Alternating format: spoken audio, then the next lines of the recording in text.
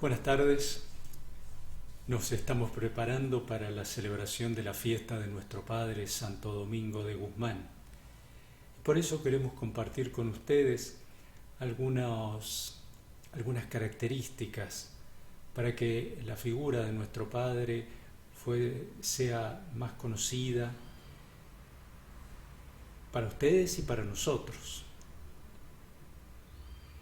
Aquellos que lo conocieron a Domingo, aquellos que compartieron su vida o que vivieron en la época de Domingo y que pudieron consultar a quienes lo habían conocido, destacan siempre la intensidad de la oración de Domingo. Y por eso le llaman el hombre orante, el hombre que reza. Y esto los impresionaba enormemente. Están, por supuesto, los testigos del proceso de canonización. Domingo fue declarado santo en 1234. Pero nos interesa también conocer lo que pensaban aquellos que no tenían esta obligación bajo juramento de hablar de la vida del santo.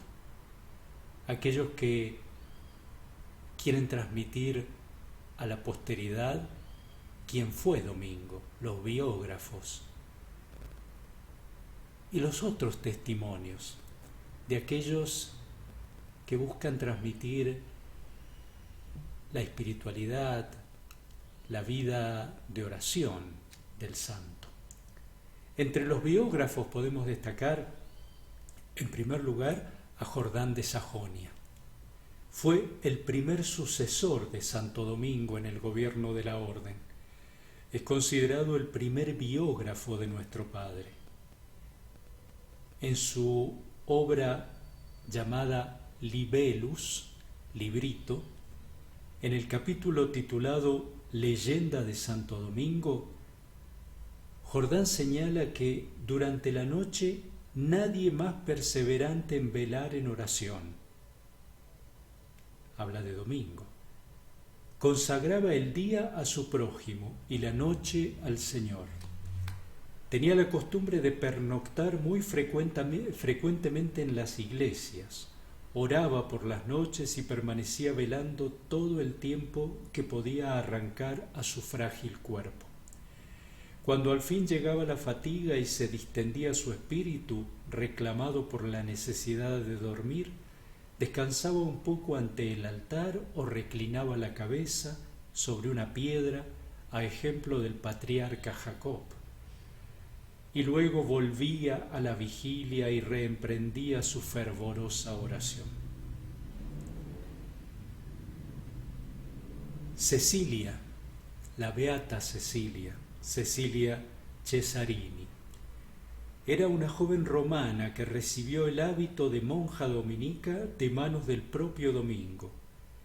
Ella misma confiesa que cuando hizo profesión en el monasterio de San Sixto en el año 1220, contaba 17 años de edad y afirma que conoció a Fray Domingo desde 1217 en el monasterio benedictino de Santa María in Tempulo. Cecilia vivió hasta 1290, conoció muy de cerca a Santo Domingo y después de la muerte del santo se convirtió en el mejor testimonio viviente, a quien acudían los seguidores de Domingo ávidos de conocimiento acerca de la personalidad y el recuerdo del fundador de los predicadores. De todos sus testimonios, el más elocuente y emocionante es la descripción del retrato de Domingo que muestra, bajo el aspecto físico, la riqueza espiritual del hombre orante. Dice la beata Cecilia que el bienaventurado Domingo era de mediana estatura, delgado de cuerpo, de cara hermosa y un tanto rubio, tanto sus cabellos como su barba, y bellos ojos. De su frente y de entre las cejas irradiaba cierto resplandor que a todos cautivaba, moviéndolos a amor y reverencia. Siempre estaba alegre y placentero, a no ser cuando las aflicciones del prójimo lo entristecían. Tenía manos largas y hermosas, como era hermosa y sonora su voz. Nunca se quedó calvo, aunque sí tenía algunas canas que se esparcían por su cerquillo. Este retrato de la Beata Cecilia coincide con muchas de las declaraciones del proceso de canonización y con los rasgos de la tradición iconográfica de Santo Domingo, los cuadros, como lo veremos más adelante. Pero quizás lo más sorprendente es la visualización de su personalidad orante en el resplandor de su frente, coincidente con la estrella del bautismo, símbolo atribuido por excelencia a Santo Domingo. En conclusión, el hombre orante queda manifiesto en la descripción de Cecilia, que resalta la manifestación del hombre orante en la expresión del rostro, en el amor y reverencia que despertaba en quienes lo veían y en la alegría que contagiaba a sus prójimos. Tenemos también los testimonios de aquellos que escriben para transmitir la personalidad de Domingo. Sus narraciones no son propiamente historia o biografía pura, sino que buscan acercarse a la figura y a la obra de Domingo. De todos estos escritos testimoniales surge también la característica de Domingo como hombre orante.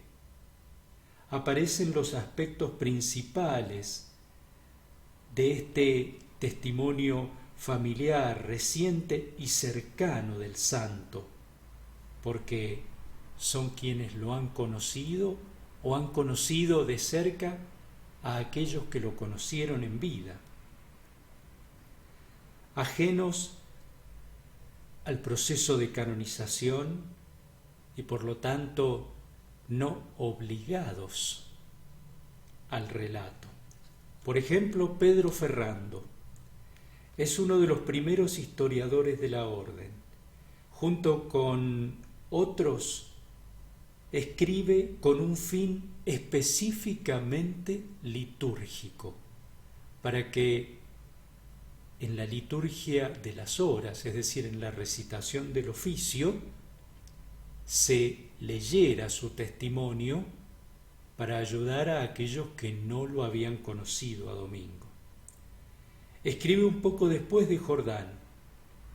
Su obra, claro, es posterior a la canonización de Santo Domingo. No es pura historia, ni tampoco pura descripción humana. Le interesa lo sobrenatural en la vida de Domingo, los milagros obrados por nuestro Padre.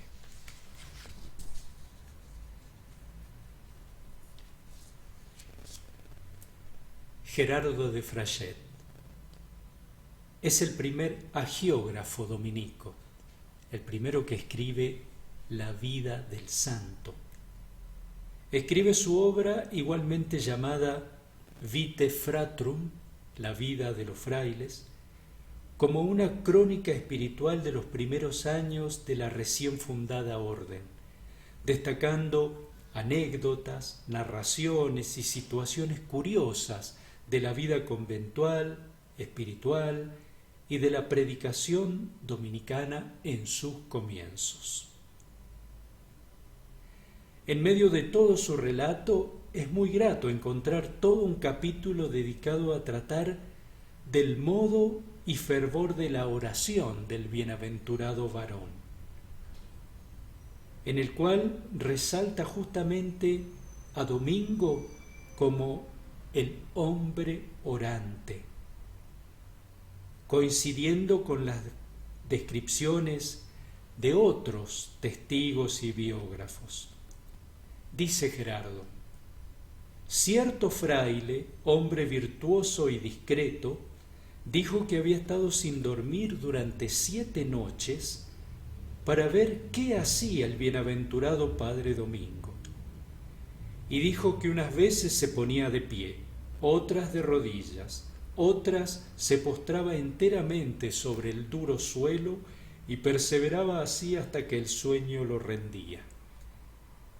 Y al punto que se desvanecía un poco el sueño, visitaba los altares hasta medianoche. Gerardo sintetiza los testimonios anteriores, esquematiza la oración de Domingo en 3 momentos concretos: de pie, de rodillas y postrado. Con ello resalta que la oración del santo no era solamente mental, sino también corporal. Su cuerpo se unía a la contemplación.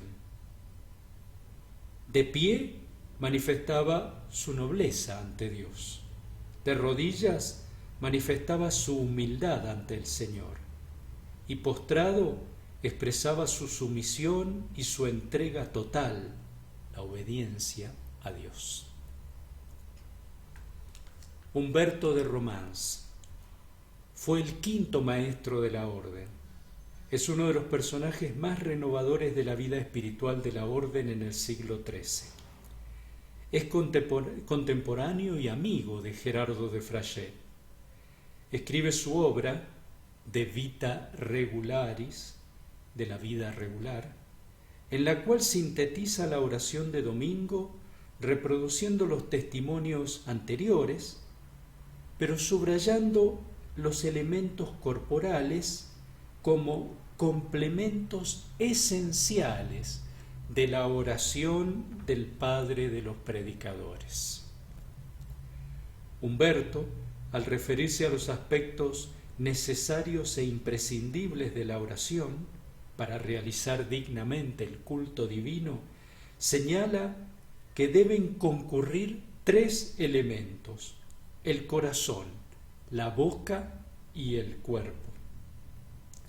Para enfervorizar el corazón son necesarias las 3 virtudes teologales: la fe, la esperanza y la caridad. Para entonar el oficio es necesario el concurso de la boca. Y para dar culto a Dios se debe humillar el cuerpo, la inclinación corporal, la genuflexión y la postración. Manifiesta claramente la importancia de la expresión gestual y la necesidad de la colaboración de los miembros del cuerpo: las manos, el rostro, los ojos, los golpes de pecho, la señal de la cruz. El hombre orante, en Humberto de Romans, se concibe mediante la oración del cuerpo y alma unidos en una única expresión, del fraile totalmente entregado a Dios, tanto en su vida de contemplación como en la predicación.